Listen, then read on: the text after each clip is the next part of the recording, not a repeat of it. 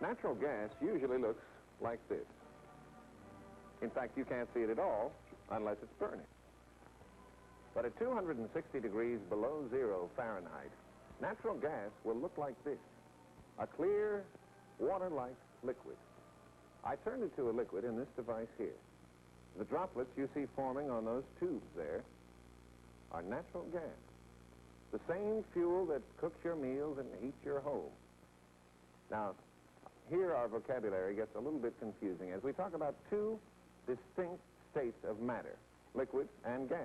But nevertheless, that is, in fact, liquid natural gas. Now, this is strictly a demonstration unit, and later on you'll see the machinery that makes thousands of gallons of liquid natural gas. But what's happening here is that natural gas in its usual state is flowing through that tube and into the inner chamber. The double glass is, as you see, to insulate the chamber. We are liquefying the natural gas, quite simply, by pouring in liquid nitrogen up here, and it flows down in through those finger-like tubes. The liquid nitrogen is at 320 degrees below zero Fahrenheit, so it quite easily chills the natural gas, which turns to a liquid at a relatively warm minus 260 degrees. A pool of natural gas is forming in there and then flowing out through that tube where we can use it. Notice particularly that the gas stays in liquid form at atmospheric pressure. Now, this is very important to some of the ways it can be used.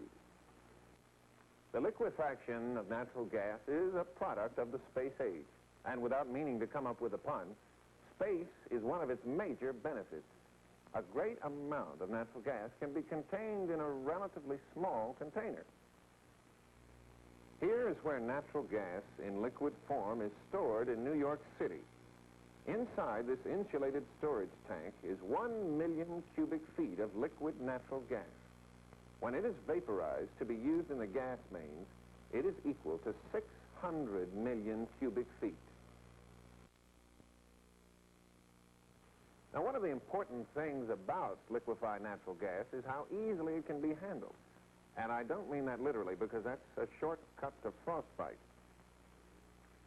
But here I'm holding about 600 pints of natural gas in one single pint of liquid. And the gas remains in liquid form at atmospheric pressure.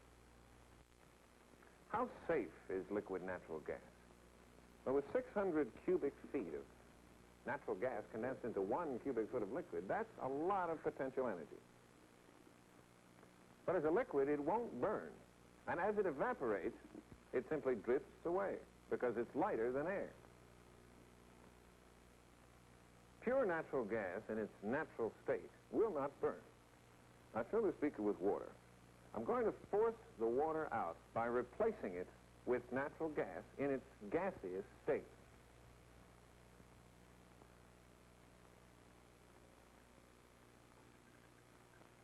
I now have about 100% natural gas in here. And when I create a spark inside, nothing happens. Unless natural gas is mixed with at least 85% air, it simply cannot burn. Now, this time I will replace about 10% of the water with natural gas.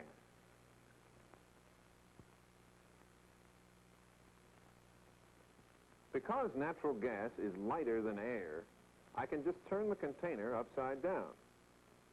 As the water flows out, air will replace it, and the gas will stay at the top. I'll cap it, shake it up a bit, and because there's 90% air, we should have ignition. Liquefying natural gas not only makes it easy to store, but it also makes it possible to send natural gas around the world. This ship is being loaded with liquefied natural gas in Algeria, where there are tremendous natural gas reserves. It will deliver it to Spain for use in the gas mains of Barcelona.